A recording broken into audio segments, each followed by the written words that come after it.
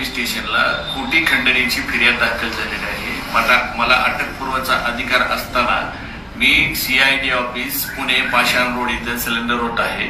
संतोष भैया देशमुखांचे जे कोणी मारेकरी असतील त्यांना अटक करावी व त्यांना फाशीची शिक्षा द्यावी। राजकीय दोषापोटी माझं नाव त्याच्याशी जोडलं जात आहे।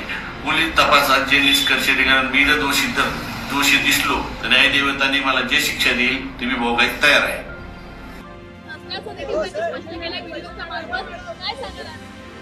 असं आहे की मी पहिल्या दिवशीपासून सांगतोय, बीडच्या प्रकरणामध्ये कोणालाही आम्ही सोडणार नाही।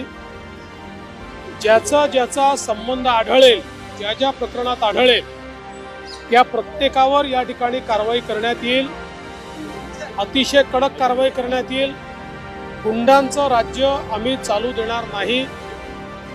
कोणालाही या ठिकाणी अशा प्रकारे हिंसा करता येणार नाही, खंडणी मागता येणार नाही।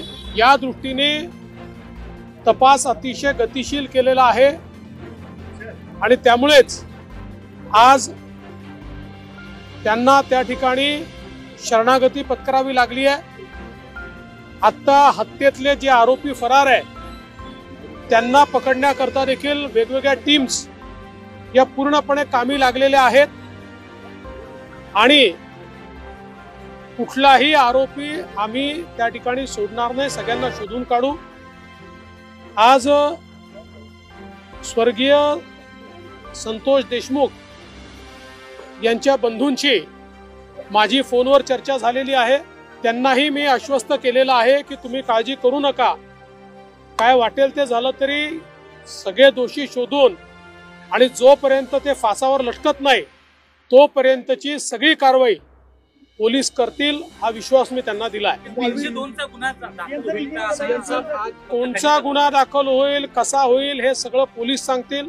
हे पोलिसांचं काम आहे। जे पुरावे आहेत त्याच्या आधारावर कोणाला सोडणार नाही हे मी स्पष्टपणे सांगितलेलं आहे।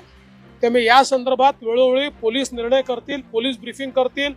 जाणीवपूर्वक ही केस सीआयडीला देण्यात आलेली आहे, त्यांना पूर्ण स्वायत्तता देण्यात आलेली आहे। कोणाचाही त्यांच्यावर दबाव चालवून घेतला जाणार नाही, कुठलाही दबाव राहणार नाही। कोणी काही म्हणत असलं तरी पोलीस जो काही पुरावा आहे या पुराव्याच्या आधारावरच या ठिकाणी कारवाई करतील। त्यामुळे कोण व्हिडिओत काय म्हणताय, कोण काय म्हणत नाही हा विषयच नाही। विषय हा आहे जिथे पुरावा आहे त्याला सोडलं जाणार नाही। मला या प्रकरणातल्या राजकारणामध्ये जायचं नाही। मी पहिलेपासून सांगतो, कोणाही विरुद्ध पुरावा असेल तर द्या, ज्याच्या विरुद्ध पुरावा असेल आम्ही शोधतोय, कोणाजवळ दुसऱ्याजवळ असेल त्यांनी पण द्यावा।